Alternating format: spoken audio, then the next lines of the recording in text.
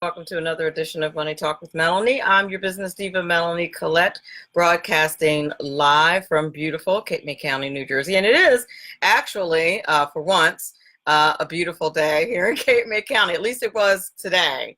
Tomorrow is questionable because the weather is being so fickle. But anywho, I am broadcasting live via SHR Media and also streaming live here on Facebook. Welcome everybody to the Facebook chat. Gary, Katina, Dwight, good to see you guys. Sorry I was out last week due to technical difficulties, which I thought I had figured out, but it still doesn't look like it's working the way it's supposed to. We shall see. Anyhow, if you're listening to this as a download, thank you. And welcome to the Facebook chat, Doug. My guests today are same in DC. Beautiful day in DC. Doug Pa says she exists. I know. I've been MIA lately. My guests today are Joe Murphy. He's the best-selling author of the bestseller "Living Full Tilt: Celebrating Life." Very interesting story. I can't wait for you guys to talk to him, or for him to talk to you. And those of you in the Facey chat who have questions, I'm sure you will have plenty. You can post them in the Facey chat.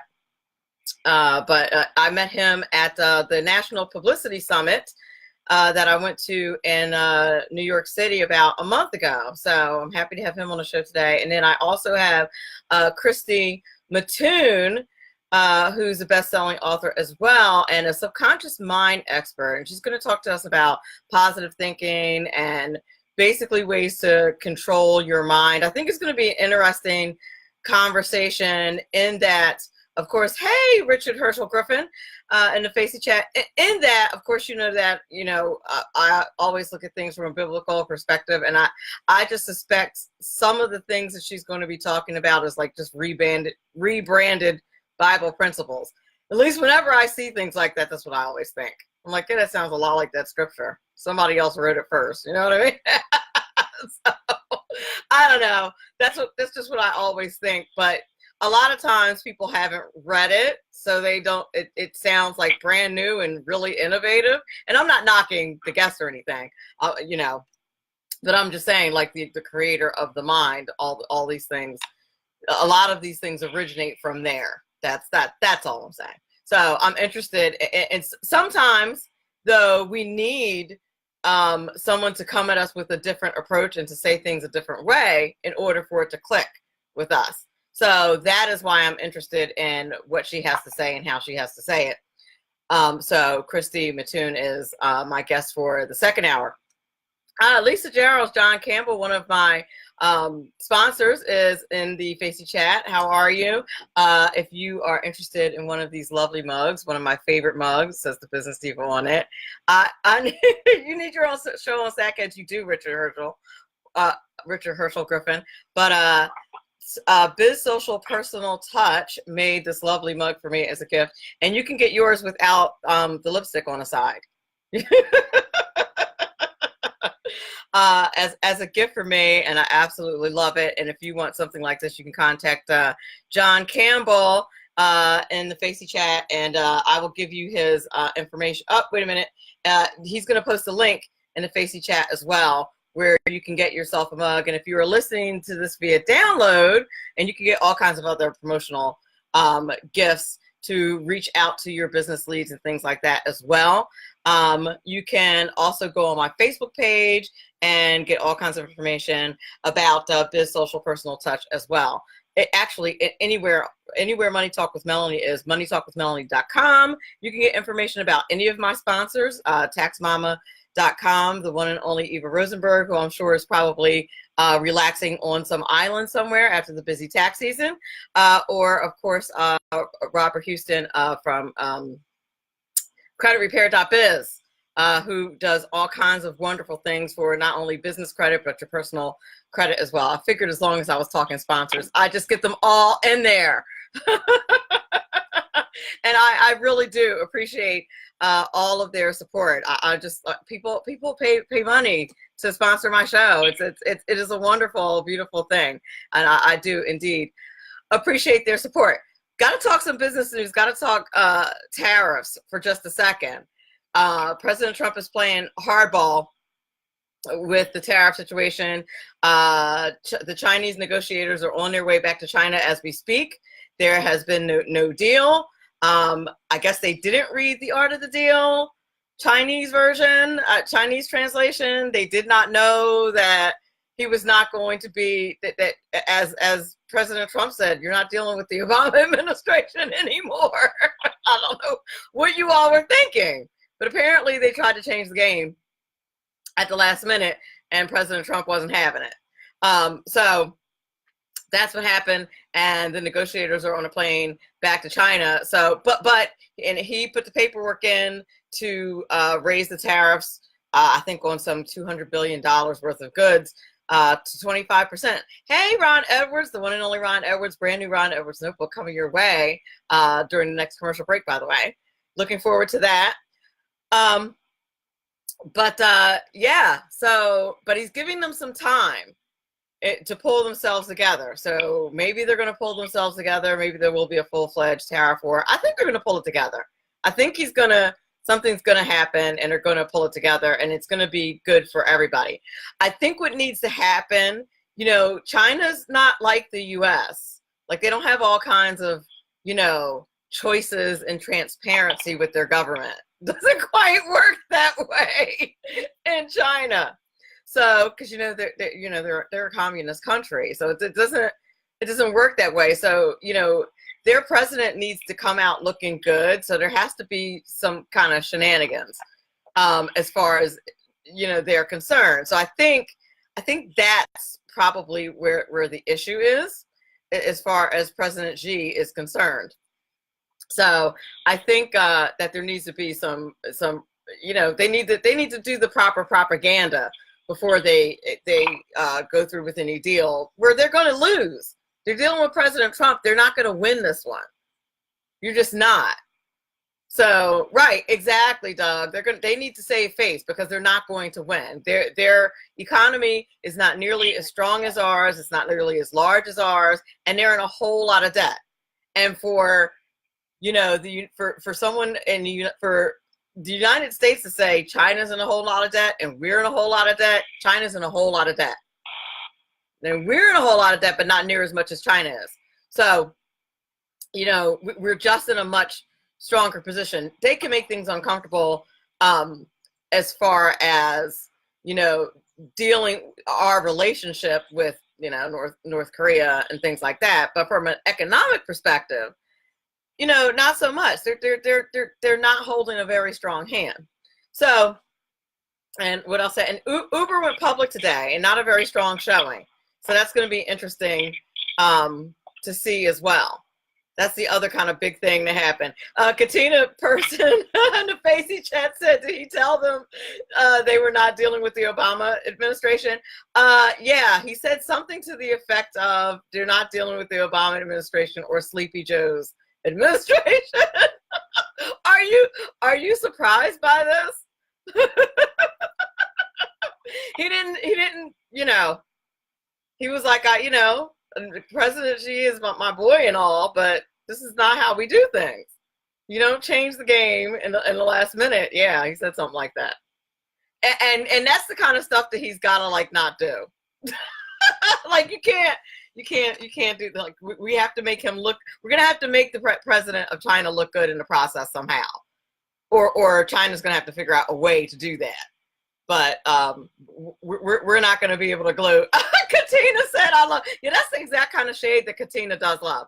Okay, we're coming up against our first commercial break and a brand new Ron Edwards notebook coming your way. You're listening to Money Talk with Melanie. I'm your business diva, Melanie Collette. We will be back in 1 moment. Since the federal government refuses to protect our southern borders, what are we the people to do? Hello, I'm Ron Edwards. Recently, a small band of concerned Americans began patrolling our southern border and detaining illegal border crossers streaming into and abusing our republic. The United Constitutional Patriots have been vilified by the American Communist Leftist Union, better known as the American Civil Liberties Union, who labeled the Patriots as fascists, militia organizations, illegally detaining and kidnapping asylum seekers, yet they ignore the fact that the federal government has refused to carry out its constitutional mandated duty to protect our republic. As a result, thousands of Americans annually are murdered, raped, robbed, and stabbed, while taxpayers pay almost $200 billion to house, educate, give medical care, and whatever else the little darlings who refuse to assimilate into American society want. George Soros and others are paying elected officials to forego their constitutionally mandated duties in order to overrun America with illegals and destroy her from within, thus forcing sovereign citizens to do what the government refuses to do.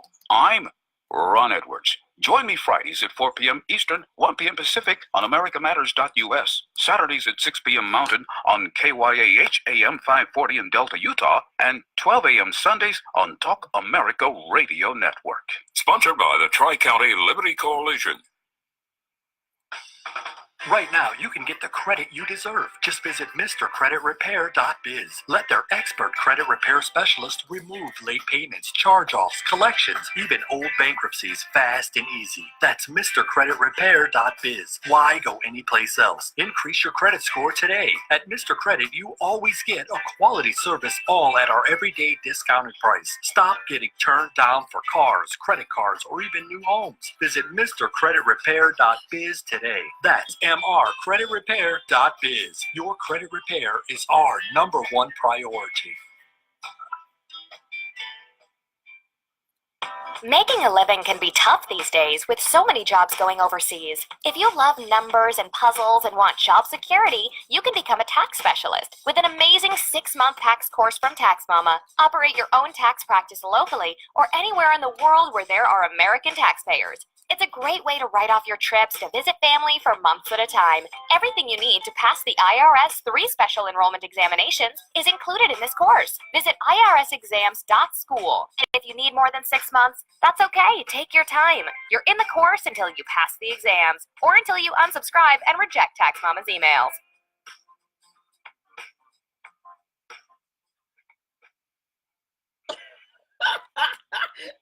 We're back.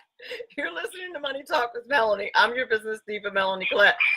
I was busy trying not to crack up at Ron Edwards' notebook. Jeez, Ron. My goodness.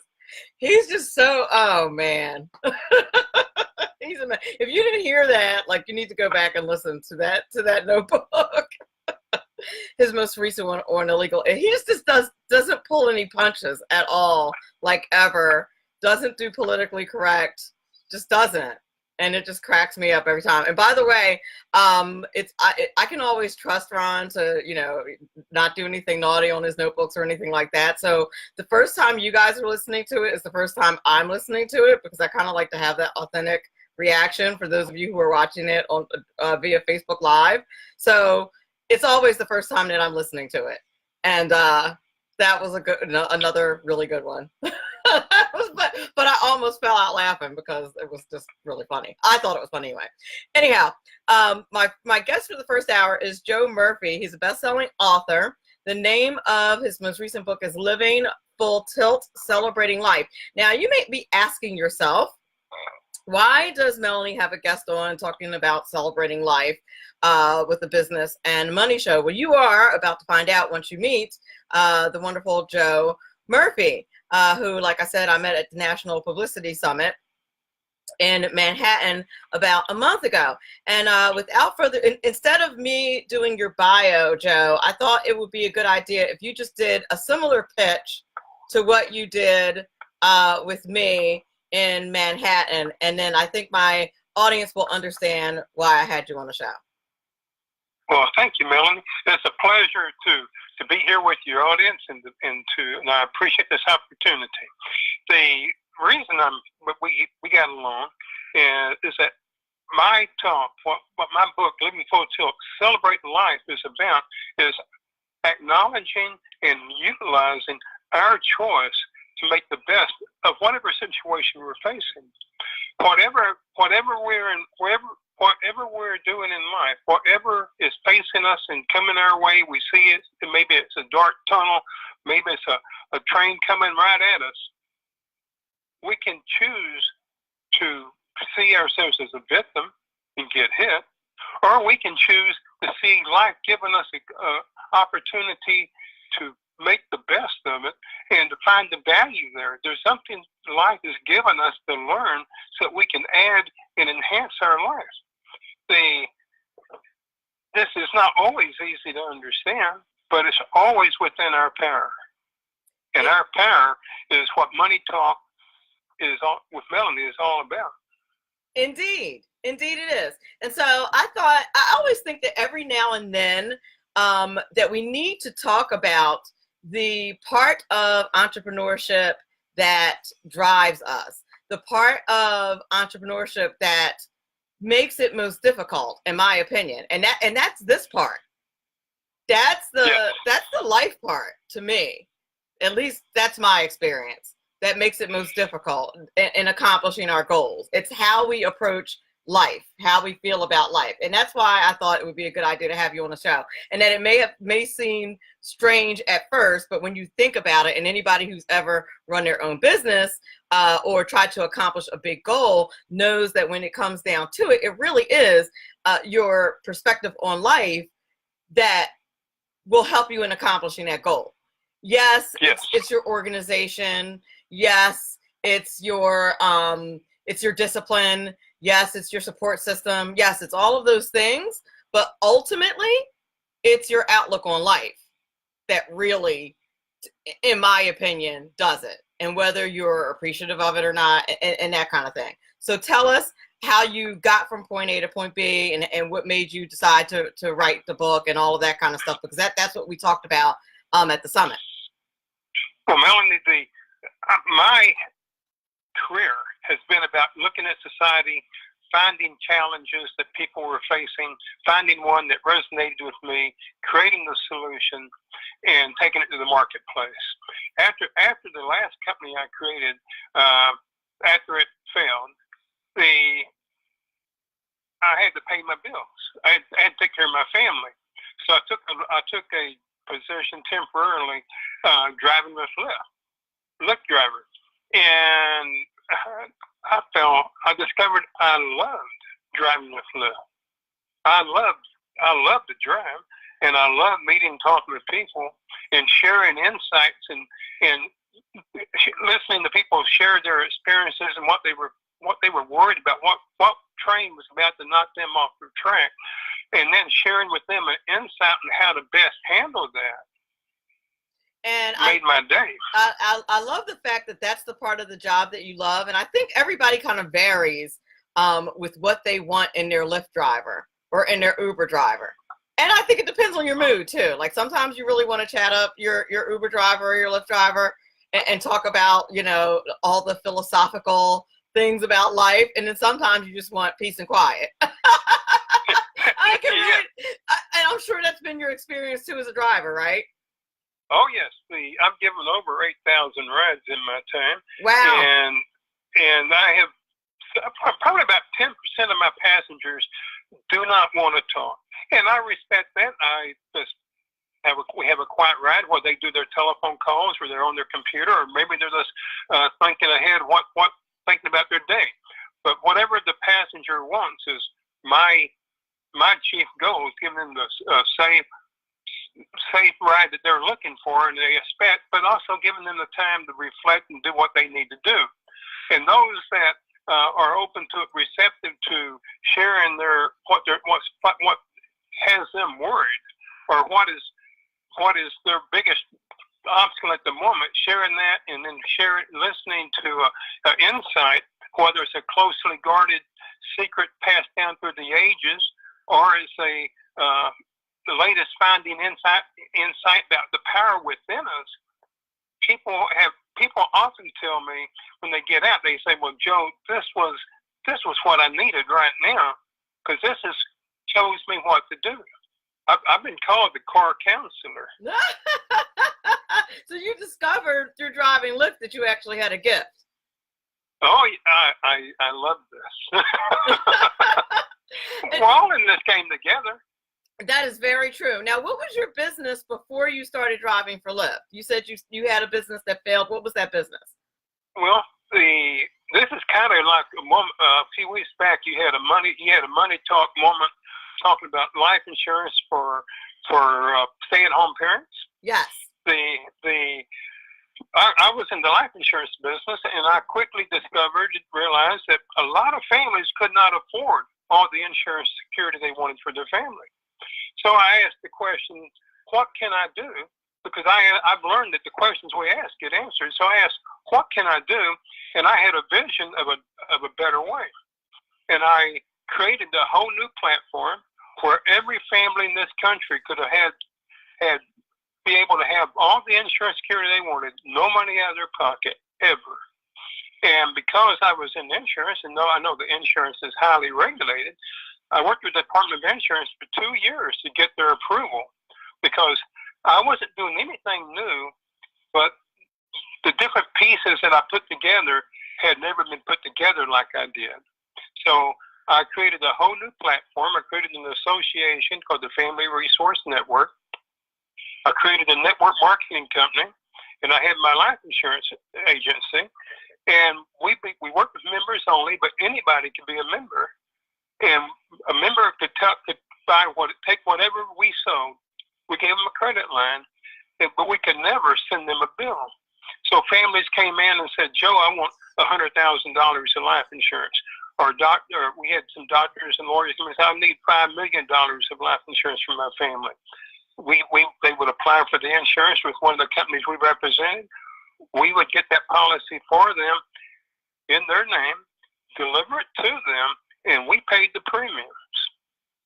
Now, nothing is free. Right. So what we did was we had a lien on that policy that when they pass away, whenever that day was, their family would receive the insurance money they wanted them to have, but we would make sure there was enough money there also for us to get paid back. Right. All the premiums we paid out plus interest, we'd be paid at that time. Right. Okay. So people thought we went from 0 to 100,000 customers in 90 days. And quite frankly, we would have controlled the new business market for life insurance in this country. Sure. Because why would it was a no-brainer. Why would you say no? Right. I mean, and then we had a network marketing company, and we said, "Now, if you think this is great, tell your friends what we did for you, that you got this, no money out of your pocket. You have it in your hands today. Not what may happen someday, but right now, and tell them to come see us if they'd like for it too. And if they do, we will pay you." Right. So, and then after giving you 1 year to build your income up, we will begin to make a deduction from the check we're paying you to pay us off early. You see what I'm saying? Yes. So where was I'm trying to figure out where the failure in the business model was. Well, there was no failure in the business model. The failure was the problem was the Department of Insurance. They took me to court, took my licenses away. I took it to the Texas Supreme Court, and I pointed out that the Department of Insurance in court taking my licenses away. They acknowledged they had no evidence I did anything wrong. I did nothing wrong. They told me I could do it. They never told me to stop. They violated my due process. But none of this mattered because they were not going to let me do it after they had told me I could. I'm licensed too, and I'm trying to figure out where I can't figure out off the top of my head where the violation is. Just like off the top of my. Yeah. There was no violation. There was zero violation. They just didn't want you to do it because really, that's amazing. I could see why they wouldn't want you to do it because you're overcoming that is in the Facebook chat. There are reaction buttons, and I see a couple of people reacting angrily, and I could understand why. Like, that is really infuriating. Yes, my wife. We lost now listen to this. The policies that have been issued, that the insurance companies had issued and the people had in their hands, the Department of Insurance required that these policies be rescinded, be sent back to the insurance company, every one of them invalidated, and the people that had never paid any money out of their pocket received the refunds. Wow. The Department of Insurance, they were out to totally financially destroy me. Was this and the they did. feds? Or was this your state or the feds? No, state insurance It's your is state. state run. Right. What state was this? Texas. Really? Yes. And the Texas Supreme Court, I took it to the Texas Supreme Court, and the Texas Supreme Court said that they ruled, well, what happened was wrong. The state was wrong to take your licenses away, but we are not going to hear your case.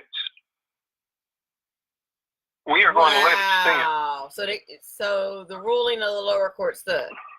Yeah. And see, it was all done through administrative procedure. Administrative procedure is a third body of law in this country. It's the law that most people aren't unfamiliar with. It's only for businesses in dealing with the government. Right. And the big problem with that is there's basically no separation of power. Right. Because there is a judge, but the judge does not make a decision. The judge issues what's called a proposal, and he sends his proposal to both attorneys, the prosecutor and the defense, and says, what do you think? And they can make the changes they want to make in it, suggest changes, but you can imagine how frequently the judge listens to the defense. It's like imagine you're in your city, the DA is a hotly contested election. He needs something to save his day, so he has a high-profile murder case that has gone unresolved, and suddenly he says, "You did it." Now I have no evidence you did it, but you did it. And so you go to court, he charges you for it, you go to court, and the judge listens and writes his proposal and sends it to the two attorneys, and the the prosecutor can say, well, I don't care what you said, Judge, she did it, and that's all there is to it, and that is the decision that is rendered. What were you charged with? That they would, because it has to be something major for your insurance license to get pulled. Oh yeah, they found me guilty of fraudulent and dishonest practices. There was nothing. They had looked at they had studied, worked at my case for 2 years, found nothing they could find, nothing that was wrong, and yet they found, and then said they told me I could do it, yet they found me guilty of fraud and dishonest practices. Right. They're not going to take responsibility for the fact that they gave you permission to do it. Right. That is stunning. And so you may imagine, it was stunning. We lost everything except each other.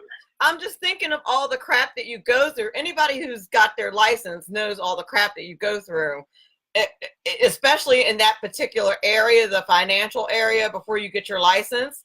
Like they send you through all these hoops. Right. And they're really strict. So I don't see you opening like an entire business using that model if they don't give you permission to do it. Katina, you're licensed, so you know what I'm talking about, right? Right. So, right. You have to do a whole thing on money laundering. So, a whole class. So visualize this. I had the case. The court records had the prosecuting the attorney for the state, my attorney, and the judge meeting in the judge's chambers and having a discussion before it ever went to court. And the state attorney, the prosecuting attorney says, Judge, this is what they're doing. We understand what they're doing. We can't find anything wrong with it, but we're not going to let them do it. And so then, when the judge goes to court, the judge issues his proposal. The Department of Insurance made their comments, and the Commissioner of Insurance finds me guilty of fraudulent and dishonest practices, even though their own attorney, they knew about it, they had approved it. They had told the judge hearing the case, we have no evidence he did anything wrong. Because there has to be something that, I mean, there's no fraud.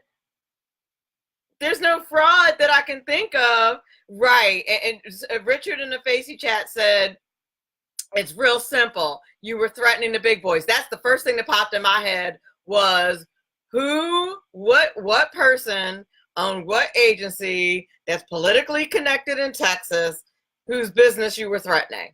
That's what came to my mind, because none of that makes any sense to me. Right. Because it has to be, there's no fraud there. No, it was everything. Everything was straight up. Families were getting the insurance they needed. Families were making money they needed for the society, for this country. And yet it was all taken away because the Department of Insurance was not going to let the status quo get disrupted. And what's really infuriating about that, really makes me mad about that, really, I mean, not only did they ruin your business, but instead of reaching out to you and seeing how they could partner with you so that the people who were benefiting from that wouldn't get affected, they just decided to screw everybody, pardon my language, out of greed. Out of greed. That's right. That is what is the most bothersome about that whole entire scenario.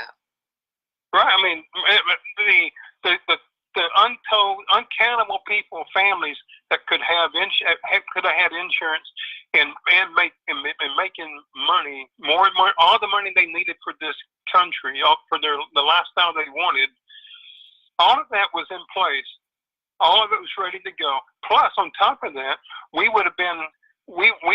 using the life insurance, we would have been a major player in retirement savings. You know, when your person is putting together their financial portfolio, you want to have some money in stocks and equities, but you also want to have some money in secured savings. Of course. And CDs, bonds. Well, we had using the life insurance, we had a secured savings where people could invest, put money and have the principal guaranteed 100% and receive 6 to 8% interest annual guaranteed. And they can't get that anywhere else. You cannot get that today or anytime, but we had it in place for it to happen. People would have had the retirement centers they needed for their secured savings to put it in a place that could rival many stocks. The mistake you made was you didn't shake the right hands.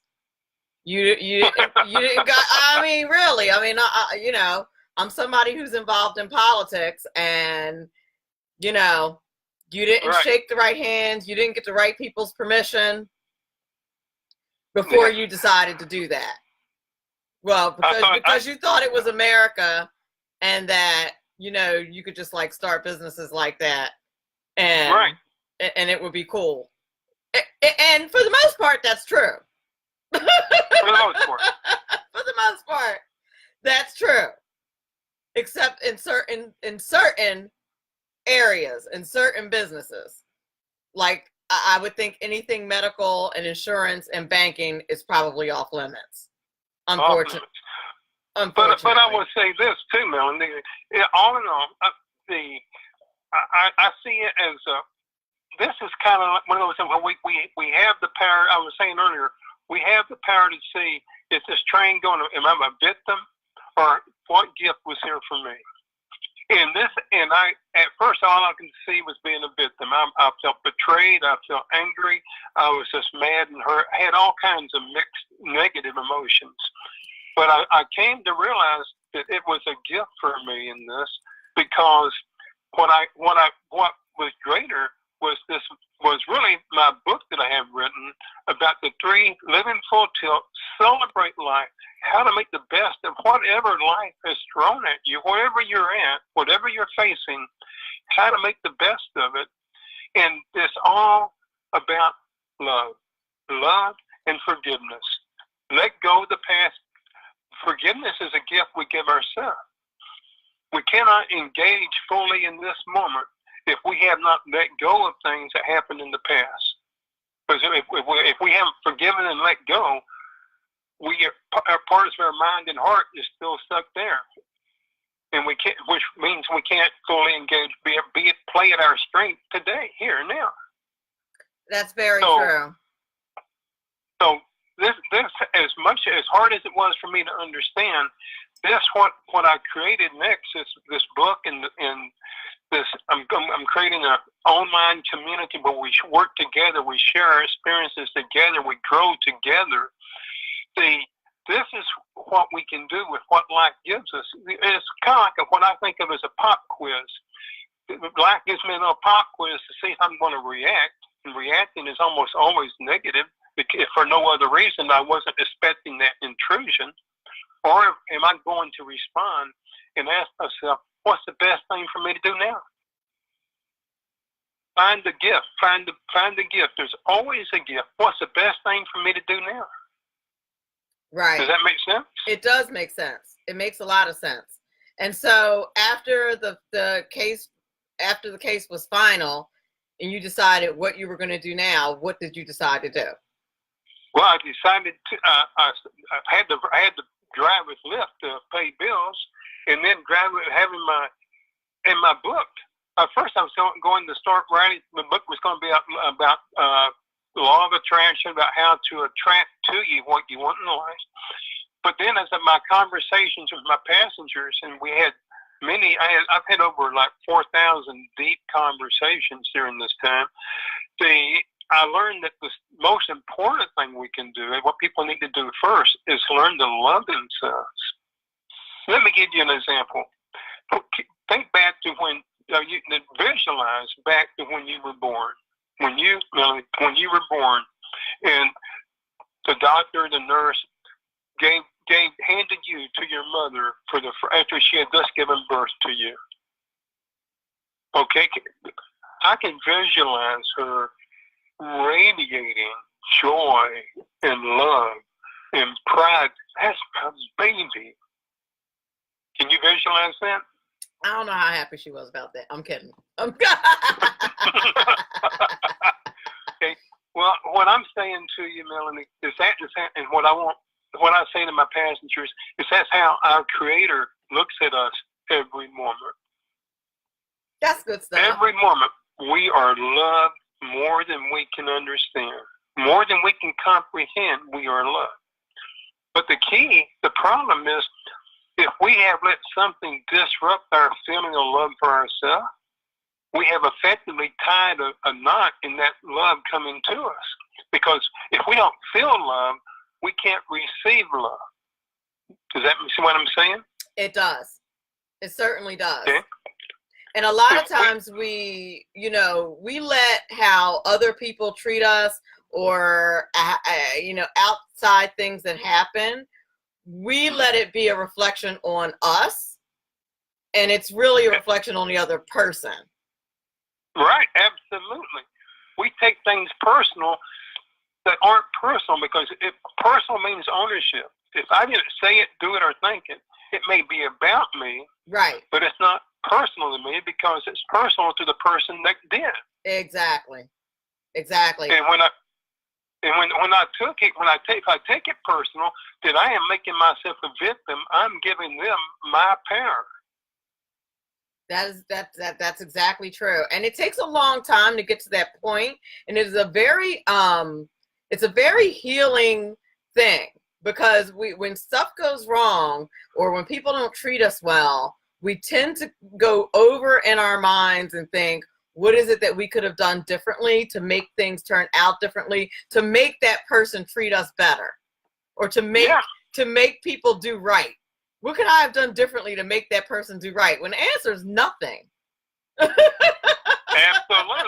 It's not within our power. We can't make another person do anything. We have enough trouble controlling being in charge of our own thoughts, words, and actions, because sometimes that can be difficult. Exactly. And once you get to that point, forgiveness is easy after that. Once you it really is. I think that weight is lifted once you start to understand that whatever it is that person did to you is them. It's not you. Once you understand it, once you really understand that it's not you. Now, sometimes it is you. Like, if you legitimately did something, like maybe it was you. Like, if you punch somebody in the face and they punched you back in the face, okay, then that was you. Right.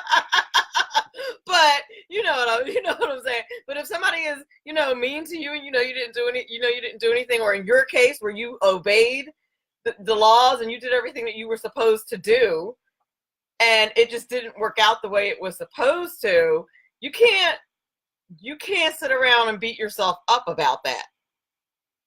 Otherwise, you would just have, stewed in that negativity, and and the only person it would have affected is you too, because I can guarantee you that those heathens are moving about their life just fine and not even thinking about what they did.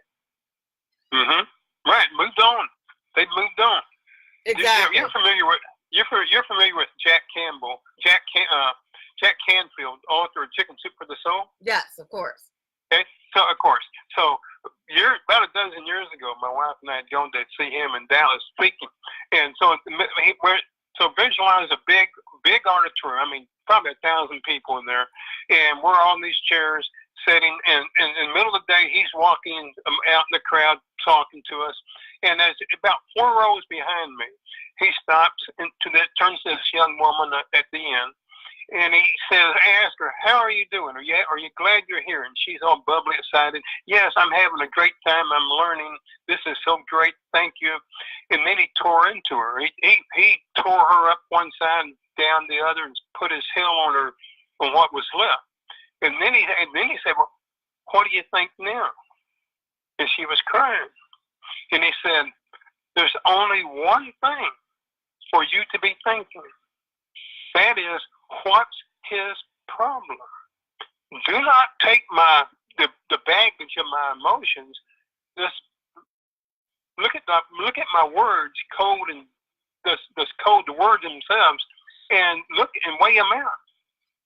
But I concluded that she must have been a part of this show to help him make this point, because after a dozen years, my wife and I remember that point very well. He was saying to her, don't take things personal that are not personal. Right. Exactly. Because that drove it home.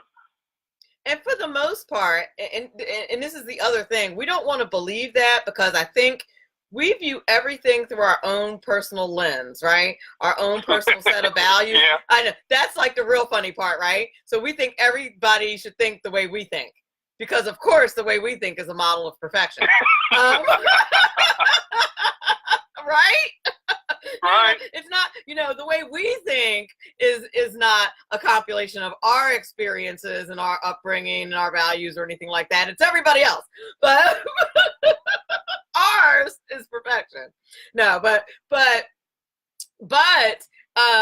good Tina said that's true for her. Of course, just for you. But for real, I think for the most part, everybody's doing the best they can with what they got. That's the thing. For the most, I mean, some people are legitimate jerks, but and just don't care and are evil. There's legitimate evil in the world, but there's no question about that. But I think for the average, run of the mill, destroying the average run of the mill person is doing the best they can with what they got. Yeah, destroying the insurance business is personal. I don't disagree, Eric, about that. And I would put that in the category of evil, something that, you got to let God take care of. Right. I would put that in the evil category, just if for no other reason than it affected more than one person and it was for something good to do. And Katina says she's awesome and as close to perfect as there is on earth. Of course you are, sugar. Me too. But I think for the most part, people are doing the best they can, and the best they can just comes out the way it comes out, and sometimes it doesn't come out well. And I assume that there are times when my best doesn't come out as awesome as I think it did. That's right. Well, you may remember, when President Nixon was at one point, when he was president, he said something to the effect of, "I understand. I know that you know what I said, but what you don't know is what I said was not what I intended to say." Because most of us, if not all of us, have moments when we're like, "Where'd those words come from?" See, we don't, things happen that we're not at our best at that moment. But it's kind of like you may have likely heard it said, we can be driving down the road and the person that passes us, we think, oh, that person's just driving way too fast. And then the person that we have to pass, well, that person is so slow. It's like you were saying a few moments ago, our model is right, and we don't understand their model because we're not in their shoes. This Ian McClan said that be kind to everyone because everyone you meet is fighting a hard battle. Exactly. And I always say that, only, and I feel like a lot of people don't understand this, and I tried to bear this in mind, and God knows I forget probably constantly, that, only God sees things 360.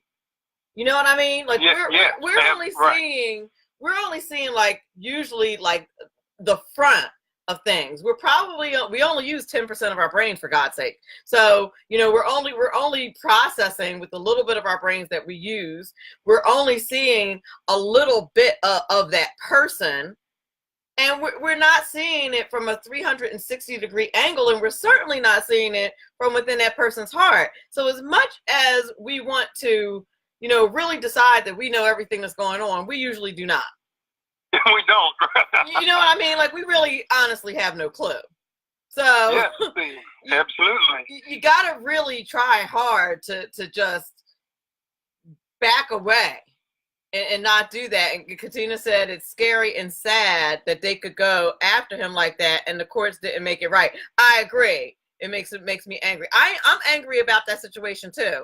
And I'm wondering if there's any way for you to try that again, like if enough time has passed, if it could be if regulations have changed or anything like that, like if it could be fought again on a different basis. You know how that happens sometimes? Yes, I could never do them again. I couldn't even go to a different state because the Department of Insurance found me guilty of fraud. Right, and so you don't even have practices. your license. Right. They poisoned the well. I mean, nobody would talk to me seriously about that. Right. But at the same time, even the Viktor Frankl was a Holocaust survivor. He was a psychiatrist before he was put in the concentration camp. His whole family was there with him. He saw each one of them die. He survived, got out and wrote a book called Man's Search for Meaning. And he said one of the great things he said was, even in the most direst times, man retains his greatest power, the power to choose. It's always ours. No one can take that from us. And even if I could do the state, even if I were able to, with that much money at stake and involved, there would always be outside forces that could take it away because it's external. But the internal, is learning to love ourselves, forgive ourselves, and find our purpose and serve that. And that's all internal. That is those are the three choices, three powers that we have that no one can take away from us, and that will make our life what we want it to be, regardless of how it looks to someone else. That's incredible that you were able to come to that conclusion under those circumstances, because as you can tell from the reactions of, some of my listeners in the Facey chat, they're livid. They're absolutely livid that happened to you. I'm livid. Like I'm trying to like I'm ready to write a letter to Senator Cruz and be like, what the heck, dude? Like what the heck? How do you call that freedom? How do you call that justice? I mean, the Supreme Court said was he your this senator was wrong. then? Was he your senator then? When this happened, how long ago was this? Oh, this all happened in 01. It started in 01. I mean, it's been too long ago now. It was a long drawn out battle. That's ridiculous. Like that just doesn't make any sense at all. It does controlling the status quo. It's kind of like, today almost the entire world carries smartphones. But back in, there was a time before Apple brought out the smartphone, the feature phone, what we call the feature phone, that was the phone at the time. And the Nokia and Ericsson, they controlled the market. And when Apple brought out when they first saw the first smartphone, pardon me, they said, "No, that's nothing. They won't make any difference." And had this been had there been a government control over it, where they could have said, "We're going to protect the status quo," we would still be using feature phones. Right. Let me ask you this. I'm sorry, I don't mean to interrupt you. I want to ask you one more question about your business and your business model. Did you have people under you that were selling insurance too, and did they also lose their licenses, or was it just you?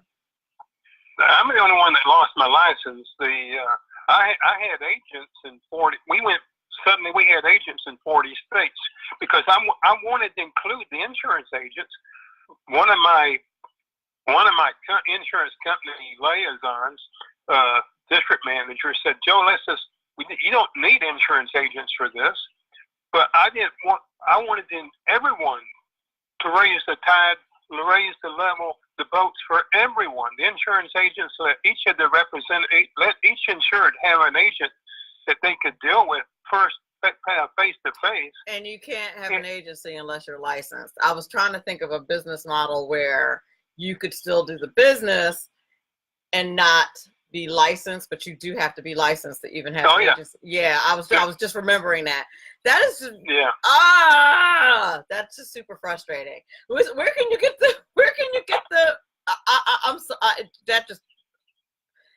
that's just angering, physically making my person hot, angering.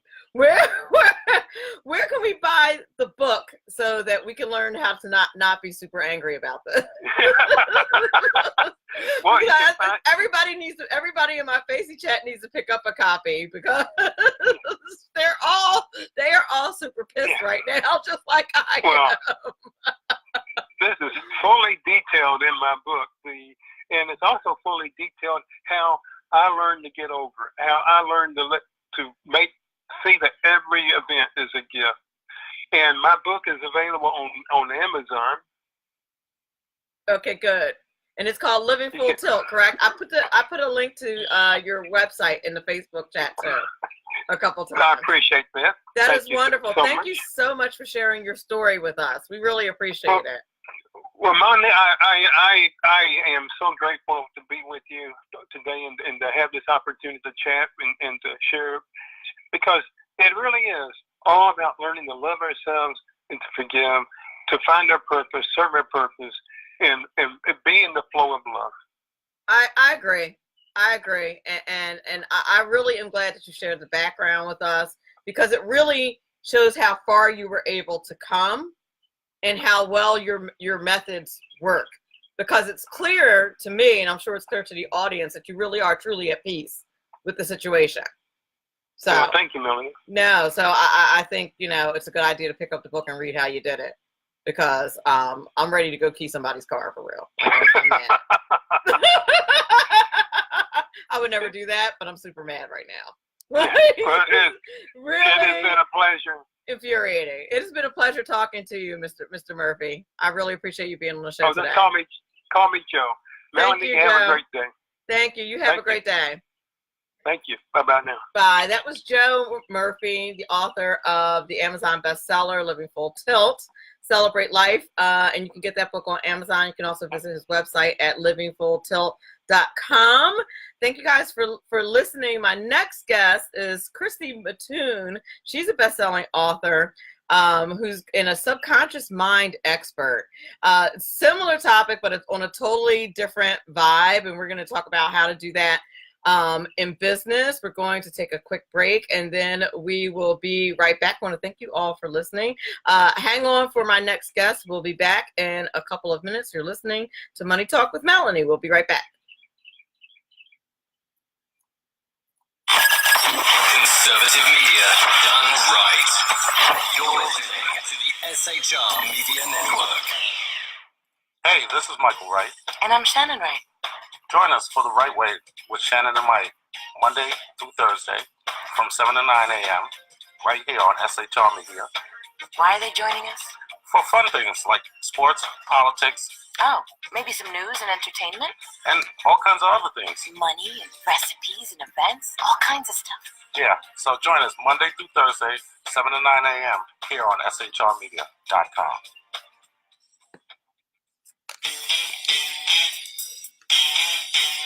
From a public locker inside a dilapidated Long Island rail station comes a show designed to piss off liberals using truth, facts, and ridicule. The Lid Radio Show, featuring the conservative voice from the People's Republic of New York, the Lid himself, Jeff Dunix. Tune in every Wednesday at 2 p.m. Eastern, 11 a.m. Pacific on the SHR Media Network. Go to shrmedia.com. At Lid Radio, we fight for the truth, justice, and a good kosher T-bone. If you don't listen, Hillary Clinton might sneak into your bedroom in her housecoat late at night and blame you for her election loss. It's the Lid Radio Show with Jeff Dunix.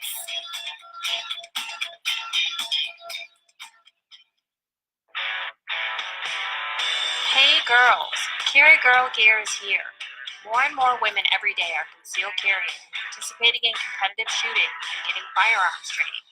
It's not a boys' club anymore, and we don't have to shop in their stores anymore either. Finally, a cool and unique clothing line just for women. Dope tees and hats for the patriotic concealed carry and 2A girl. So what are you waiting for? Go check out carrygirlgear.com today. It's your business diva here, Melanie Collette. I am inviting you to a front row seat as I discuss some of the most intriguing details of wealth and finance with today's movers and shakers in the world of business. Listen in and discover financial truths on a global, domestic, and household scale. Uncover topics that will impact your wallet today and in the future. Money Talk with Melanie airs Monday through Friday, 5 p.m. East, 2 p.m. West, right here on SHR Media and High Plains Pundit Talk Radio. You can't afford to miss it.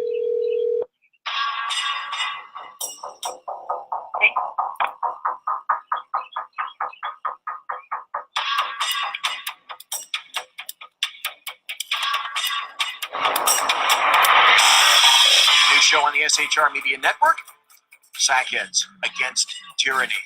On shrmedia.com. Go there quick like a bunny, 11 p.m. Eastern, 8 p.m. Pacific every Wednesday. Live and direct on the SHR Media Network. shrmedia.com. Be there.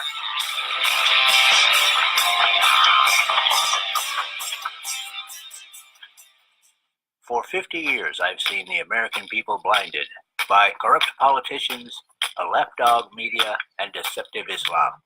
The one thing the elites fear is one man with a cane. I'm Dave Milner. Join me through Spreaker, iTunes, and SoundCloud through SHR Media and the Western Free Radio Network for half a century of experienced perspective on political and social issues, weekly on The Unpleasant Blind Guy. And catch me on Jeff Mitchell's EDL Radio on blogtalkradio.com. There's no surrender, ever. Because truth is not always pleasant. Welcome back. You're listening to Money Talk with Melanie. I'm your business diva, Melanie Collette, and my guest for the second hour is Christy Mattoon. She's a subconscious expert, speaker, and author, and we're going to talk to her today about mind rewire and subconscious change in a business context. I thought that this was some information that those budding entrepreneurs could probably use. Again, it's kind of a mind kind of show, mind and consciousness and lifestyle kind of show. And every now and then I like to talk about stuff like this because I think it's a very important part of your business pursuits, your career pursuits, just your life. And I think it's a part that we don't talk about in business. Whenever you think of a business show, you're always thinking about the market and you're thinking about, all the nuts and bolts of entrepreneurship and of business and of finance, but people rarely ever talk about the spiritual side and the part that drives us and the mechanics of what drives us. And I think that part is really important, like I said in the opening of the first show. So without further ado, my guest for the second hour, Christy Mattoon. How are you? I'm good. Thank you so much for having me here. Oh, you're welcome. Am I pronouncing your last name correctly, by the way? You are. That was perfect. Oh, good. So this is your first time on the show, so I'm hoping that you can give the audience an idea about your background. I don't think subconscious mind expert is a common descriptor. Like, you don't ever see anything on Indeed for, ads for subconscious mind experts. So that's not right. So a little bit different. So tell us a little bit about your background and about what a subconscious mind expert is. Yeah, my background's a little bit sordid, and how I got into this line of work is actually because of my background. So I basically came from a place, from a kind of tortured childhood, I guess you could say, and not really recognizing or knowing that. At the point that I got super sick, I was a pastry chef for 20 some odd years, and everybody always said the same things to me. It's your diet, it's what you've been eating. Obviously, a pastry chef's not the most healthy thing in the world to do for a living, and my body was basically falling apart. I had hit 300 pounds. They were calling me a hormoneless wonder because you do blood panels and there's like no hormones left in my body, and it was just all this huge stress load. So I just started changing everything, trying to figure it out. And basically what they had told me was, you're knocking on death's door. Like, you either start losing the weight and really start trying to change this, or you're probably going to be done. So I did start doing the typical, which was exercise and diet and all the stuff that everybody, normally goes for first, and got through the weight, got back down to 150 pounds, started regaining some of my health. And what I had noticed was there was something that still was deeply not right. At some point, I had ended up in a psychiatrist's office and did all the therapy and all, again, the typical things that we all do. And what I found out was that I didn't remember my childhood, and I didn't even know that I didn't know it, which was kind of one of the more interesting parts of it.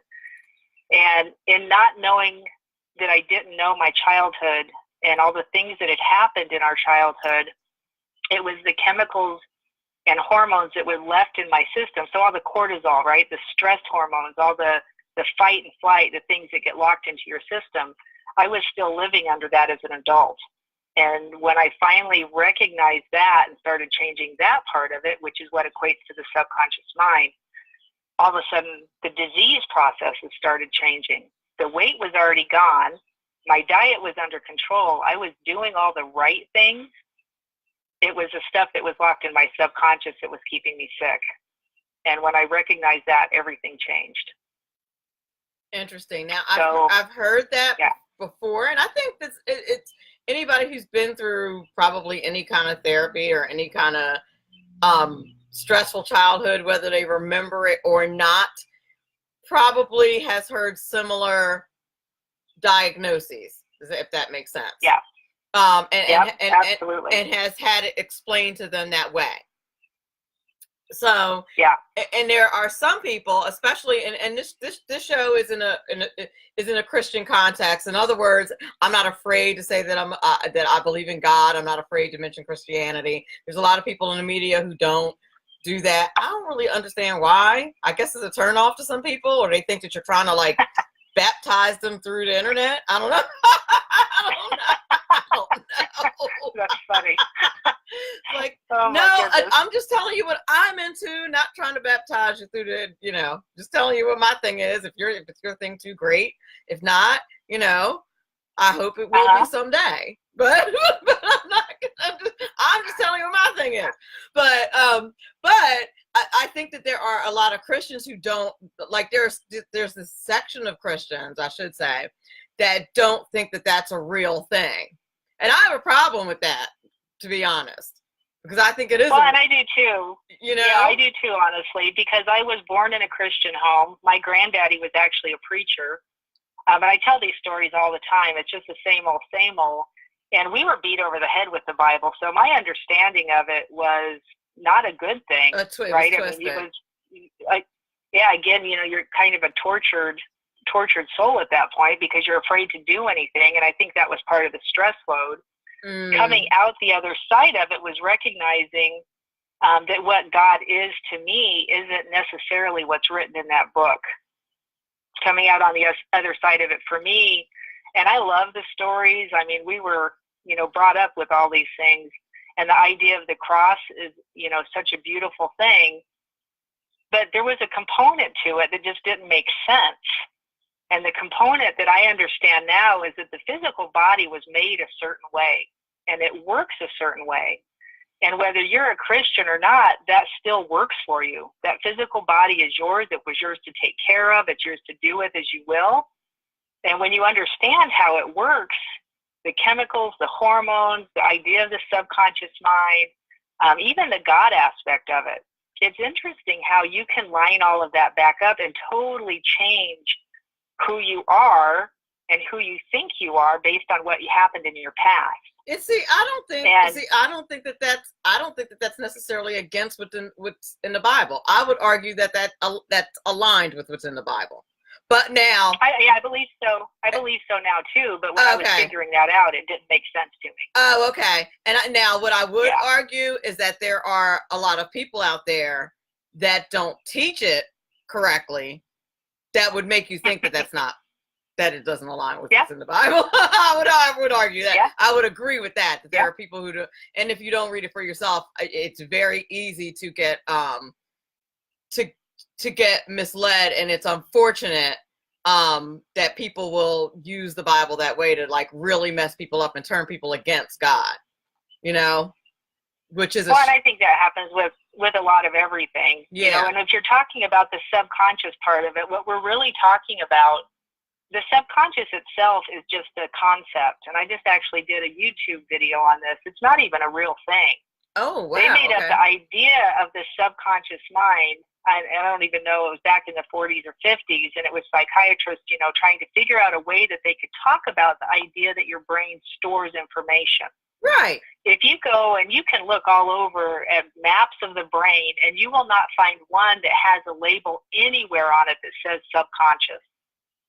And the conscious mind is the same idea. It's a concept that we use to talk about what happens, that part of the mind that gets aha moments, that thinks, that's able to think outside of the realm of what's stored inside your brain. And I kind of giggle because everybody always flashes up the picture of the iceberg idea where the 5% floating above the water is your consciousness, and the 95% underneath the water is your subconsciousness, and that's that information that's hidden from you. Well, the truth is it's not hidden from you. And so how the brain works is when you say a word, your brain will literally go looking for information on that word. And so you hear that information in the subconscious is kind of hidden from you, and your brain goes, well, what does hidden mean? Hidden means I can't find it. So we think it's something that's not accessible. And that is so far from the truth. The truth is, it actually has to do with the neuroplastic that forms in your brain every time you think a thought, and it creates those neural pathways. Right. So your brain, every time you think a thought, it's the neuron and the protein combining, right, firing together. The more that happens, the more you think the thought, you dig the loop deeper and deeper, and it gets easier and easier to do. We pull those synapses closer together. It gets, whatever the thing is you're practicing, whatever the thing is you're thinking about, gets easier and easier to do.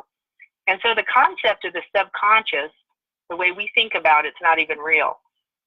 It's all about the chemicals, the neurons, the hormones inside your body, and how it all works together to make you a whole person.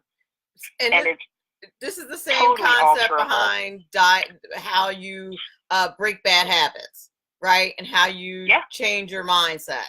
And if you ever read, I've read articles on this before, and if you ever read articles on it, I'm a visual learner, so when I see it, I can really understand it better. If you're a visual learner too, those of you who are listening to this, I would encourage you to go look it up and look up some videos on what she's describing.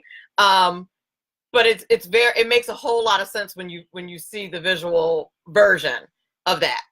Right. And I think like you said earlier, I think that the Bible aptly describes that process. It just doesn't describe it the way you just described it, but I think it describes it nonetheless. You know what it doesn't describe it doesn't describe the details of the reasons why it happens that way. It just says that it happens. It just tells you what to do. The Bible wasn't written from a scientific standpoint. It was written from a spiritual standpoint. Right. It was written in a language that doesn't even translate into our language. Right, sure. Three of them. It was written in Jewish idioms, and it was written in Hebrew, and it was written in Aramaic, and some of the words just don't translate. So we don't even really have an accurate translation. Right. And I think it's super interesting when you try and draw the parallels and bring it across, you still come up with the same information. Right. And the idea of the subconscious mind being something that's all alterable, to me, gets really interesting. Because that literally means you can pretty much do anything if you can program or train your brain to think you can do anything. It's totally what you believe. Now, I've always thought that, like, especially since there's YouTube now, like brain surgery, YouTube video. Like, totally, like, the mind's endless. I'm joking, but only a little bit, though. Like, Well, it's all what you learn, right? So, I mean, whatever you were taught, and this is where, for me, like, I work with a lot of people with PTSD, with, huge traumatic issues in their background. And the deeper or the younger they were when the thing happened, usually it's harder to flesh out. Usually it's harder. And literally, if you think of yourself on a timeline, you have to get a minute before that thing even happened. You know, the brain, the subconscious mind, theoretically, doesn't understand time, which is why if something happened to you at 2 years old and now you're 57, and you still have those attributes of that 2-year-old, that's where that comes from. And you don't know You changed to go get it either. Oh, no, it just starts happening. It's all the patterns, the cycles. People tell me all the time, I just feel stuck. It's the glass ceiling, like you're talking about. This is a business show. It's the glass ceiling in a business. I can't get over this. What is this? What is the glass ceiling? Well, it's something that you believe. It's something you were probably taught at a super young age. And sometimes it's not traumatic. Sometimes it's something super silly. Sometimes it's things and for whatever reason, you locked into it, and your, older version of yourself still believes whatever that kid thought he knew at the point that the thing happened. My best incident of this or understanding of it was a guy actually came to me with money issues and couldn't figure it out why he was always afraid he'd lose it, couldn't figure out why he always felt like he was going to lose his money. And he had a lot of money. He wasn't poor by any means of the word. And we started going back through some of the things that he thought were an issue for him. And all of a sudden the memory just came to him. He had a memory where he found a dime, and it was a really shiny dime, and he was probably 5 or 6 years old, so he was pretty young, super excited about finding this dime. And he opened his hand to show his mom And an aunt was standing right there, and she reached over and snatched that dime out of his hand and looked at him and really sternly said, "You're just going to lose it anyway. Let me take care of it." Ooh. At the point that I talked to this guy, he was 63 years old. And this was still haunting him from the age of 5 or 6. And when we took care of that, guess what all of a sudden opened up for him? He lost the feeling that it was a feeling inside his gut that he was just going to keep losing everything. The feeling totally disappeared. And then he felt like he was free to go do what it was he was trying to do in his business.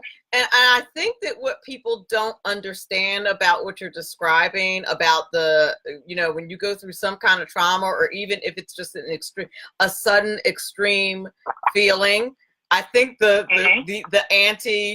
people who are in the Christians who are in the anti-camp, they don't understand that it is the feeling that it evokes that's the issue. Because they'll say it's a spiritual problem. And it's like, no, it's actually not a spiritual problem. It's actually, and sometimes, I'll be honest, sometimes it can be. Sometimes it can be a spiritual problem. So we have to be, we have to be really good at discerning. And you have to be able, to hear from God and talk to God and all of these things and be able to discern, okay, is this a spiritual issue? Is it an emotional issue? Is it a traumatic issue from your past? Even things like, is it an ancestral issue? Right, I've heard that too. Is yes. this something that came from your mom and dad, or from somewhere even further down the line that you just you're not even aware that this is going on, and we go back and take care of that issue, and all of a sudden you change as a person. Very to me, true. That's craziness. I'm just like, that seriously works this way. That's how we affect each other through the timeline.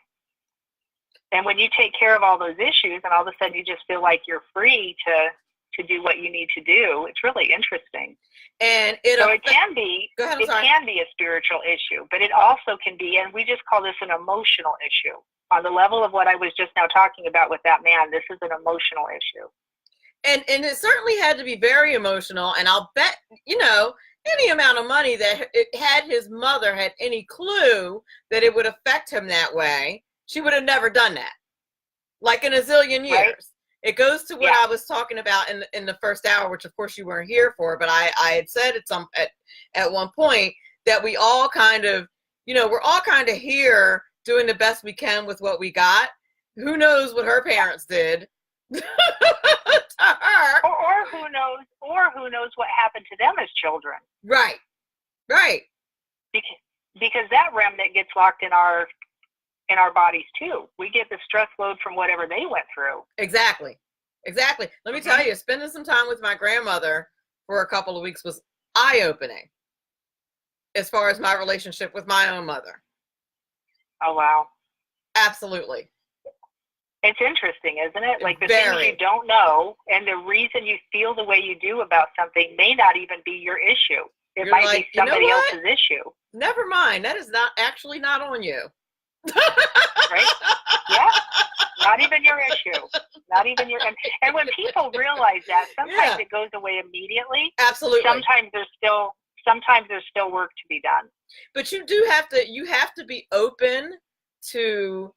You have to be open to that though too, to understand that maybe you're not perfect. Maybe. Yeah. To examine the possibility that you might not be 100% right. Melanie, you would not believe how many people get on calls with me, and the first thing out of their mouth is, I need to tell you this first so you understand. I'm a Christian. And then they start going through their story, and I'm just like, whoa.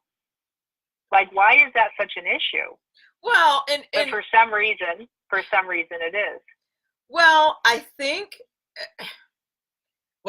that's a whole big old can of worms. It is. Huge can of worms. And I think some of the, like from my understanding and from where I came from, because we did come from a Bible-thumping family, or part of the family was anyway, and it was literally shoved down your throat. There was no option. I think my mother thought the Bible was some kind of thing you were supposed to use to hit people with for whatever reason. So very effective. It's very effective if you hit people with it. Very effective. But the information doesn't come out of it when you just hit somebody on the head with it. So I don't know, bless her heart, she had her own stuff going on too. And I think it's when you understand that, Christian or not Christian, right? If you're stuck in under the guise of the Christian attitude that, you know, and I think this is part of the thing that's wrong with it. We were taught that God was going to take care of all of it. Can he? Of course he can. Does he? Not always. He told you to. Well, and after the cross, he gave us the power. He told us to go work on it. He said we could go heal it. He said you're going to do greater things. And I just stand back and watch and go, wow, why aren't we? I think where people miss it is everything that is good, as long as you know what good is and you're able to evaluate that, comes from him. But you have to understand and be able to evaluate that through the lens of the scriptures. But a lot of people miss it, right? And so they go, well, if it's not coming directly from the Bible, then it's bad. And that's not the way it works. The way it works is... and your physical body came from God, and it works a certain way. And when you understand how to utilize it, like you can literally use your physical body. And most of us just let it go. We just like mine went crazy for a while, 300 pounds and full of all kinds of illnesses. And it never even dawned on me that I had that much control of my physical body that I could do something different with it. But that's that whole idea that you're a temple. Right. And I think that what do you do to... God gave you that capacity though, right? Like who gave you that ability? Who gave you that capacity? Exactly. So in a way, that's still the way I see it anyway. In a way that is still him. But people just think about it in the wrong. They think like you're going outside of God if you are doing anything, but you're not. You're using the tools that he gave you. So how are you going outside? My words to it is always just that I'm a conduit. Sure. I'm a conduit. And you I get information. Yep, I get information. I get energy. I get insight that sometimes you don't get about yourself. And I can point things out easily. I have people fill out a questionnaire before they start working with me. And the reason I do is because I have an ability to sit and look at it and draw lines and parallels through it. And from issues to what you think's going on to situations, and it just helps clear things up faster. And I think when they have that ability to discern information, that makes a huge difference. And that is from God. That's a gift. And so did you study neuroscience and the brain first before you, or once you discovered this about yourself, then it all kind of happened at the same time. At the point that I got super sick and recognized I had to fix myself and change something, I did start studying. I started trying to understand what was happening, but not really the neuroscience end of it. I started studying what most people do is like, what do I do to change this? Like, can I, working out. I actually became a personal trainer. That was the first thing I did. And then in doing that, I figured out there was more going on with the physical body than meets the eye. If your leg is hurting, sometimes it's not your leg that's hurting. It's your arm has an issue. Right. If we get the muscles in the arm working, guess what happens to the leg? And so it was this interesting thing. So then I became a neurokinetic therapist. And then from there, it was like, well, if that works that way, how does it interplay with the mind? Because your brain is totally doing something while all of this is going on. Sometimes it was releasing an emotion that actually released the muscle tension. Wow. It had nothing to do with, anything with the body per se, but there was an emotion that got trapped. So we would release the emotion. And then it turned into, things like looking at, I can't think of the guy's name, but the dude that wrote the emotion code. Brilliant work. Totally amazing work. And when you understand, well, if my organs, every cell of your body stores information in some capacity or another. So if your organs are storing information and you can remove that information from your organs, what happens to the physical body? Again, it alters, something changes. So we go through and, work on it from that aspect. And I think it's just interesting in a healing aspect. I always go back to what Jesus did and just wonder, he was just putting his hands on it and saying, heal. He did a couple of things. There was, the first part was always clean out the negative, is how we would look at it nowadays, but it was clearing out and moving demons. Right. And then he would talk to the person, he would tell the body part itself to heal. He would tell the person to heal. And then he would tell them to get up and do that thing that they thought they couldn't do. And in that moment, that's the moment that we're starting to create neuroplasticity. That's the moment you're creating those neural pathways, is the second you get up and do something that you thought you couldn't do. So if it's open your eyes and see because you were blind, and all of a sudden you open your eyes and you can really see, that's just interesting. The body literally is built to take suggestion. The body is literally built to hear and understand and alter the chemical relationship so that it can do what it's supposed to do. Now that is most of us speak to it in negative aspects. Most of us say horrible things to ourselves, and we let other people say horrible things to us. And I really think that gets caught in our tissue. It gets caught in our cells, and that's where the system itself starts getting gunked up. When we clean that out, things start to alter and change. Well, you do that with any living thing, and people who don't believe that there's a very simple experiment you can do with 2 plants. And you've probably heard of this experiment, I'm sure, where you talk negatively to one plant and speak nicely to the other plant for a month or however long it is. And watch how the plant that you speak negatively to will absolutely die. And if it doesn't die, you'll see a significant difference in its growth to the one that you spoke positive to. You will see a significant difference in their quality, and one will flourish. The one that was spoken positively to will flourish, and the one that was spoken negatively to simply will not. And that has everything to do with the energy. So you can't tell me that there aren't things that we just don't know yet about that. There's just a lot more to be explored there, I think. Oh, there's so many things. And there's actually an experiment that some guy had done with water. I've heard of that one too. I couldn't remember what were the results of that one? I couldn't remember the results. Go ahead, I'm sorry. Yeah, what he had done was he took water off of a pond, and it was all the same water, and he divided it up in all these different cups, and then he froze it. He labeled them. And he was just labeling them with words. So one would say hate, one would say love, one would say God, one would say Satan, one said death, one said I love my life. So it was just all these different things. And then he froze it, and then he took scrapings, and he was looking at the crystallization. The word itself, spoken word, leaves a different crystallization inside the water when it's frozen. And so the idea is you're 60 to 70% water by nature, right? That the human body is that much water. That's what it takes to make us up. So if you have negative words spoken over you for a period of time, like over and over, or you write negative words on your body, whatever the thing is, literally the water inside your body picks up that imprint. It leaves an imprint in every cell of your system.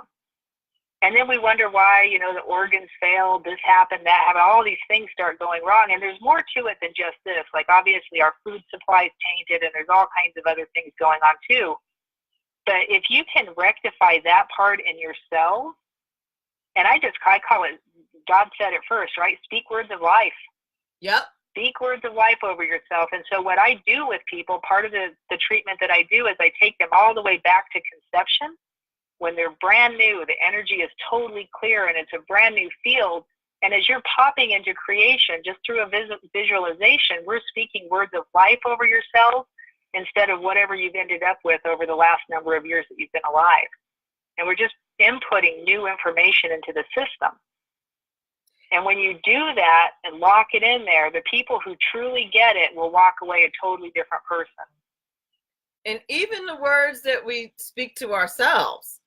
And I think we're probably the worst. Women are probably we're like, men, men, I don't know, men in the Facey chat confirm or deny to me this fact. I could be way off base about this. Most of my clients are men. Really? So most of my clients are men. So it's that false bravado thing is real. Yeah, and it's interesting too because they just won't talk about it. At least women give themselves the leeway to talk about it. Most men won't do that. But I think we say the most negative things to ourselves. I know I definitely do. I Oh, try yeah. not to, but I definitely, some days I just say like some really horrific things to myself. And like to the point where I'm like, wow, Mel, really? Yeah. Like, wow. And think about it, right? I'll give you a little thing that you can play with in a second. I'll walk you through one of the things I do with folks so you can feel how this actually works in your system. But my words to myself for years were, I hate you. And I was literally inside myself talking to myself and just going, I hate you. I hate you. I never even heard it for the longest time. And then I started recognizing it, and I was like, why on earth am I saying that to myself? And I could not figure it out, couldn't figure it out.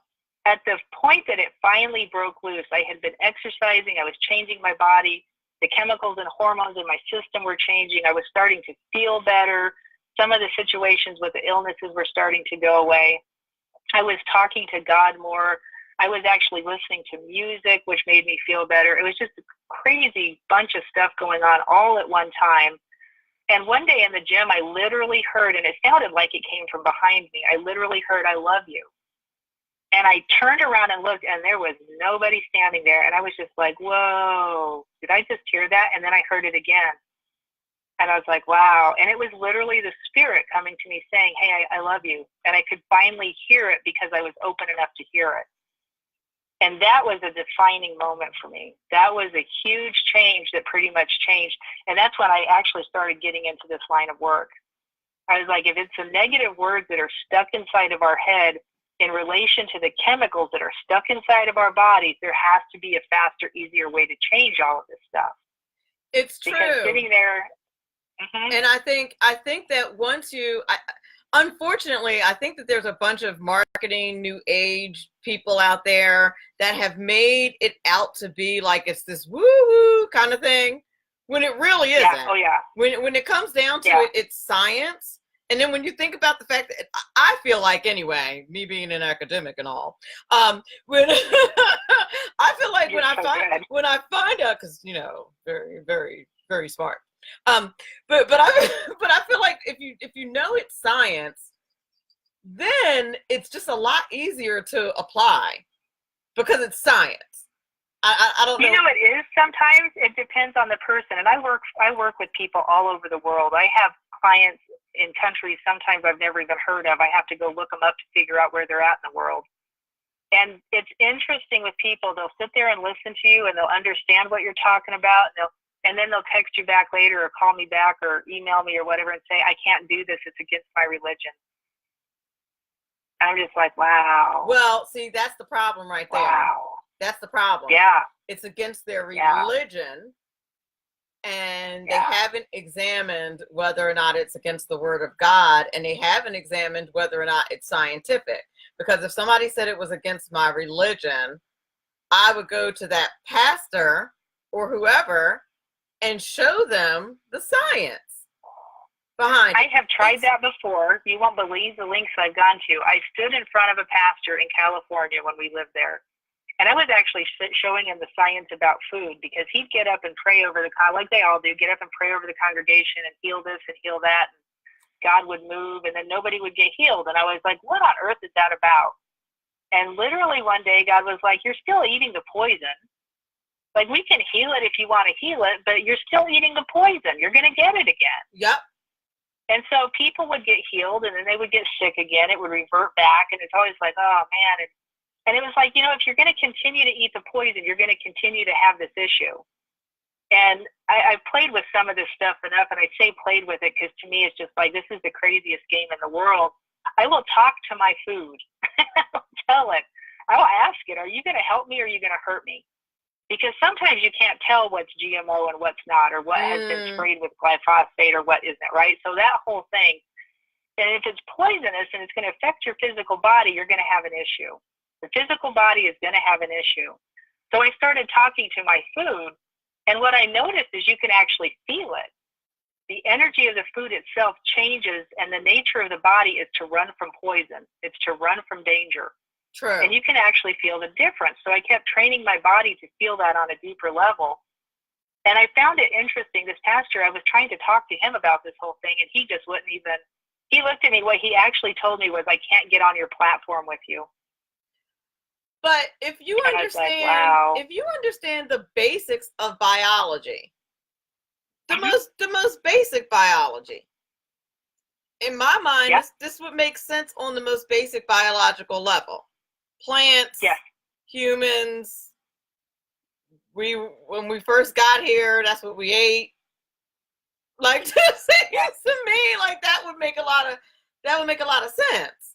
It's like even with the fact that there's still a lot that we don't. It's like, but like I said, I think part of the problem is we have a lot of false witnesses out here who have taken these things and, for lack of a better expression, bastardized these things and turned them into something like the burning of sage. You know, I read an article somebody posted it on Facebook, and it was a scientific article about the chemical aspects of burning sage and what it does, how it explained the biology of what burning sage does. It actually pulls negative ions out of the air. Just It'll like actually your purify the air. Thank you. Just like the air purifier you bought for $300. Same principle. Like literally the same principle. And so you have these new age people that say a prayer and burn sage and, dance around your house. And so now you have pastors that are like, and listen, not for nothing, pastors are trying to protect their flock from spiritual, from demons. So, I can't blame them. You know what I mean? You're trying to protect your flock and the devil is crafty. So I don't altogether blame them for being overprotective, but if you read the science, again, if you read the science of it, it makes perfect sense, since sage is a natural. There was no ionizer back in the day in the garden. No, there wasn't. Like there wasn't. And it's like every herb. It's like every herb on the planet has some kind of physiological part of helping your body heal or something. It'll do something in your system. Most of them are antibacterial, antiviral, antifungal. They kill everything. Oregano is amazing, but we don't need enough oregano for it to do its job. Right. And so it's the typical thing that the enemy does. It just goes around causing confusion. Right. So let me walk you through a little protocol I do with people so you can feel some of what I do in action. So when I'm working with somebody that has confusion, right, you have some kind of distension in the system where maybe you want this, and we're back to the subconscious conscious idea. So consciously you've been thinking, I want this, I want to feel this, I want to have this, I want to be this, whatever the thing is. I want a successful business. I want my business to be successful. I want to have the discipline to make my business successful. How would I do that? Let's go the business route then. So think about your business, and I want everybody to kind of play with this for a second. I'm going to walk you through a process that I believe an angel showed me. So I was sitting in I kept asking God, show me something easier, make this easier. Like some of the protocols we do are just absolutely ridiculous. So I kept asking for easier. I wanted to know what Jesus did. Nothing wrong with that.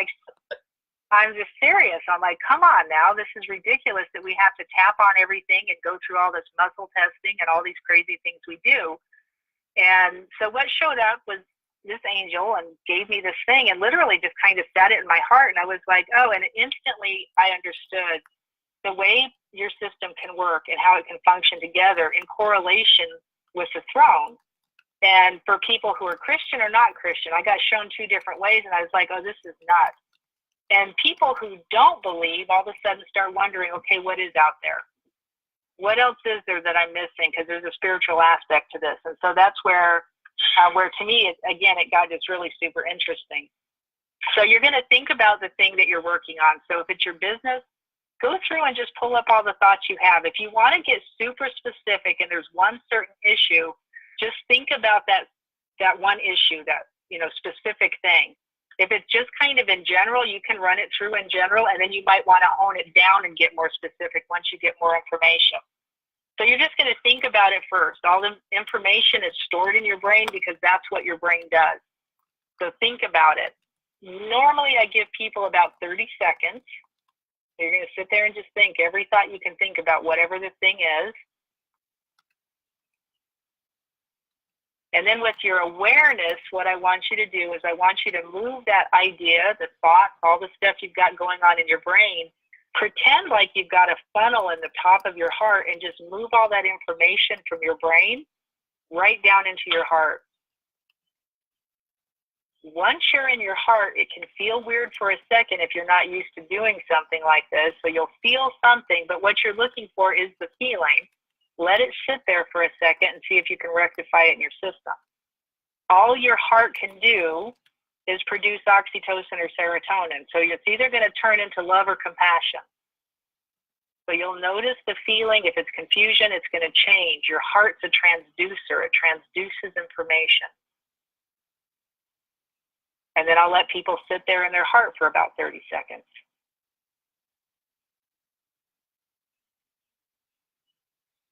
And then from there, you're going to take that information, and now we're just working with the feeling. And I always tell people, if you're still thinking, you're still in your brain.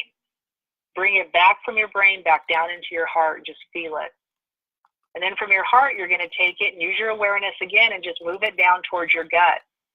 Your gut produces more neurochemicals than your brain does. It will feel totally different than your heart, but again, you're just feeling.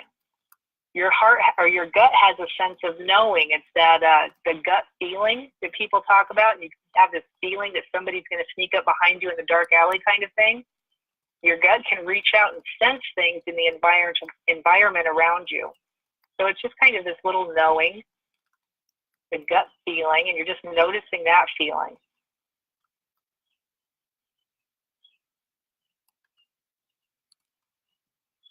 And then I tell people, when you're ready, take it from your gut, and you're going to move it all the way up into the universe.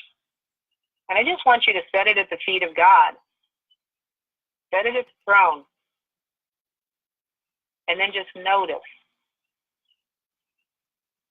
You might get a word, you might get a picture, you might get a vision. You might get a different feeling.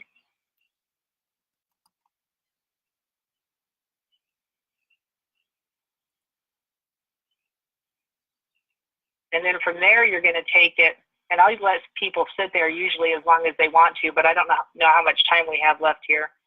Okay. I want you to take that information, however it showed up to you, and bring it back into your brain so you can store it. So whatever you just now got, bring it back down into your brain and just notice.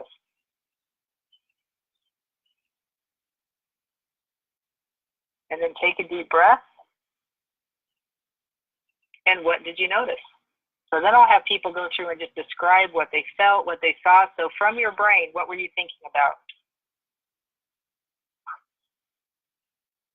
From my brain, I just had dead air on. Yes. Cannot have dead air on the radio. I apologize. I apologize. I really was just focusing on being more positive and excited, which I already was, but. So I'm starting another. You still here? Can you hear me?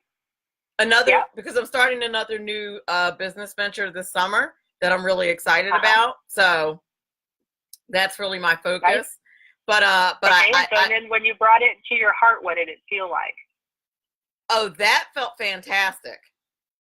To be honest. Nice. Like it felt, and so that's what we're looking for. We're looking for that bump in chemicals. It felt even better because usually what happens, I was starting to get afraid because usually what happens when I start a new business venture is that I'm excited at first, and then as I get closer to starting it, I'm like not as excited, and then I don't I don't think I want to do it. But I don't feel that way about. But I don't feel that way about this. And as I was thinking about it, I feel less and less like that. I feel very positive about this. Nice. And so from your heart to your gut, what did it feel like after that? So again, just the feeling. What did the feeling come up as? It still feels good. Yeah, and it should. It should alter in feeling. Sometimes people actually get more information from their gut. Yeah. Like you'll literally go, oh, I just had an awareness. I just had a new idea. I just added something else to it. Like you'll get something else to add to it. Oh, Sometimes, sometimes not. there's gonna be plenty. I'm staying in to work on it tonight, even though I don't start for another month. Nice. There you go. And then from your gut to the foot of God, what did you get? I actually got his blessing, is what I felt as soon as you said that. Mm-hmm. And only because I think one of the reasons it kind of connected was because it was something that I had been praying about, and I don't typically pray about my business. But I had started to pray about that, and I don't know why I don't typically pray about my business. It's always about like my friends' health and my family's health, and you know, people staying safe and stuff like that. But here lately, I just kind of tagged that on the end. And by the way, if you could help me out with that, I'd appreciate it. Well, so now when you bring that back down into your brain and you log the information that God blessed your business, what do you think is going to happen? You're going to start acting in ways that blessing is actually going to come to life. And that's what the brain does. It gives you more information. You're going to go looking for information on blessing, and you're going to start acting out in ways that you're going to actually bless your business. God gave you the information that was blessed, and you're going to be able to run with it in a different direction than you probably ever even imagined. Indeed. And I think that, again, like is another thing that people miss with this whole conversation, is that I think what they think it means is that you're treating God as some kind of genie that's going to reign. No. Oh, absolutely not. No. And that's absolutely not what it is. And I understand that, but I think sometimes people Christians especially, are not willing to have these kind of discussions. And so you never get to the point where you have this discussion and you realize that, no, that's like the opposite. What I've noticed, Melanie, with most Christians is what this does for them is make them aware that they can actually hear God's voice. Where they couldn't before, they'll start getting visions, they'll start hearing, they'll start getting new information that clearly they weren't getting before. And what it does is it alters their system chemically, which alters the way they produce and do things inside their life, including illness. The higher level chemicals heal. The other ones, the ones that make you feel bad, actually destroy. Absolutely. Right? They cause They're the ones that make you inflammation. sick. Yep. Right? So when you get those higher level chemicals, what this does for a person, and I've noticed this with quite a few people, is usually they just sit there and they're like, wow, because they haven't heard God's voice before. And all of a sudden they got a very direct word, you're blessed. This is blessed. But this is what it's going to look like. Even doctors tell you to stay positive. Why do they tell you that? But they never get into why they tell you that. Like if you get a bad diagnosis or something like that, one of the things that doctors tell you, it's really important to stay positive. But they never get into why they tell you that. Laughter is the best medicine, sure. Right. Well, that's it's really why important to stay optimistic. Well, why is it important to stay optimistic there, Doc? Where is that on the prescription pad? No, seriously. I'm serious. Well, I'm dead serious. This is why I teach this stuff, because if you don't, you will end up in illness, which is where I was, which is how I learned it, right? Well, I had to go through the cycle to figure it out. Well, because it's not medical, so the doctor can't say, but I think a doctor would be on solid ground saying that, because it is. Scientifically, he can say there's scientific evidence that people, that's probably how he has to frame it. There's scientific evidence that people are much more successful in overcoming this illness if they stay positive. Well, now remember where this conversation started, though. We were talking about the subconscious mind. You can stay positive. That's a conscious effort. True. If your subconscious mind has other information, it's going to get knocked out all day long, which is back to where, like, let's clean out the subconscious storage locker and that idea that it stores that information. So we're literally taking apart that neural pathway to give you new information. True. Because if that's locked in there, those positive affirmations and that positivity all day long are going to be a struggle. And that's where most people come to me going, okay, I'm struggling. Right. Why doesn't this work? I'm doing the affirmations. I'm eating the right food. I'm taking care of myself the way I'm supposed to. And I still can't get beyond this barrier. Because you're BSing. And that's just the way it shows up. You're BSing the affirmations. You're covering it up. It's like it's like you're trying to cover poo-poo with frosting. It doesn't work. You got to get rid of the poo-poo. You do. And that's the subconscious stuff that most people don't recognize it's even there. Right. It's true. And that's where, I mean, they know there's a problem. They know there's a barrier. They know there's a glass ceiling. They know there's a block. They know they're struggling, but they can't quite pinpoint why. And then when you start digging through their past and you start, that's where I'm back to, I can draw those lines and parallels through stuff pretty easily and see what happened and why it turned out the way it did. And most people are just like, oh, wow, let's get rid of that. Get rid of it. And they're like, huh. I have another story about this. I used to have very bad anxiety around balloons. I had no idea why. Okay? Very bad. I didn't like to blow them up. I still don't really care for them. I gotta be honest. but I'm much better than I used to be. But I really, really disliked balloons. Found out there's pictures of me as a baby, like a 2-month-old. I always thought this picture is a kind of well-known picture in my family. This baby picture of me. I'm my first grandchild. Of me with this, what I thought was a ball. It's not a ball. It's a balloon. It's a balloon. Yeah, it's a balloon. So somebody, so of course, now that there's Facebook and everybody and their grandmother has it, somebody thought it'd be awesome to share that picture. And my mom, I'm almost 50, by the way. This was like 5 years ago. This was like 5 years ago. So my mom says, yeah, that balloon popped and you really freaked out. You were only like 2 months old. And I was like, what? I said, do you know that I thought I was just a freak because I don't like balloons? And all this time. This is exactly what we're talking about. That's exactly how it happened. That's exactly. So here's what you do. Like, literally think about it. Think about the picture, the information that you do have, even the feeling. Right. The feeling that it gives you, and then take that information and drop it into your heart and let it transform. Yeah. Your heart is a transducer. It can only do two things. It can give you the chemicals of love, or it can give you the chemicals of compassion. So you can amplify something good, or you can remove something bad. So pull that information about the balloon down into your heart and just feel it for a second. And then with your awareness, move it straight into your stomach and feel that there for a second. And then move that straight up into the universe and just leave it sitting there for a second. Yeah, that needs to be left with him. No. And then you bring it. That's why he gave you a brain. Now you bring it back down into your brain and notice how it feels different. That's true. I need to pull that situation together. But I thought it was really funny. I was like, that would have been some good intel to have, say, 30 years ago.